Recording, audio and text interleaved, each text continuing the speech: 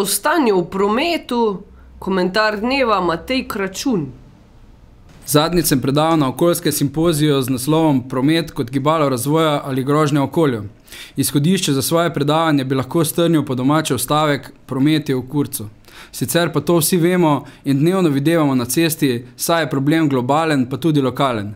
Imamo lepo, skoraj izgrajen avtocestni križ, vendar nam to bore malo pomaga, če je desni pas non-stop zaseden s kamioni in če k temu prištejemo še stalna vzdrževalna dela na cestah in v predorih, ugotovimo, da potrebujemo za pot od naprimer Celja do Radencev vsaj toliko časa kot pred 30 leti, ko še ni bilo nobene avtoceste in smo potovali s fički 100 na uro. Cena nafte rapidno raste, tovornjakarji v Španiji in na Poljskem že štrajkajo zaradi visokih cen, mesta so zasičena s pločevino in se utapljajo v smogu. Ljudje vedno bolj razmišljajo o motorjih na alternativne vire energije. Vse bolj se kot prava rešitev ali naslednji korak v evoluciji kažejo električna vozila. Skoraj vse velike avtomobilske hiše že pripravljajo avto na litijeve baterije, ki ga bomo lahko polnili iz domače vtičnice. Nekateri so pa že na voljo na trgu. Še zanimivejša je slika pri dvokolesnikih, kjer je ponudba tudi v Sloveniji že kar dobra in prednosti uporabe električnih skuterjev in električnih koles so ogromne.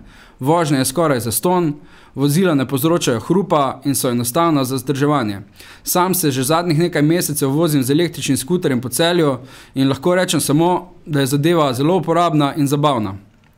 Ja, saj vem, kaj boste rekli. Da se ti lahko vozi s tem skuterjem, je treba v Šoštanju kar nekaj premoga skuriti in CO2 v zrak spustiti. Res je.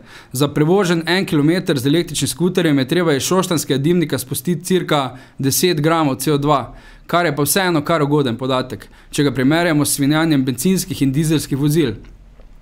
Poleg tega se bo to stanje samo še izboljševalo z uporabo sončne energije za proizvodnjo elektrike. Razvoj fotovoltaike napoveduje revolucijo tudi na tem področju. Tu lahko navedem kot možnost še proizvodnjo elektrike iz odpadnega metana. Primer deponija Ljubljanske Snage, kjer delajo elektriko dobesedno iz dreka. In to kar z močjo 4 MW na uro. Ljubljanska Snaga je za hidroelektrarno Medvode drugi največji proizvajalec elektrike v Ljubljanski kotlini.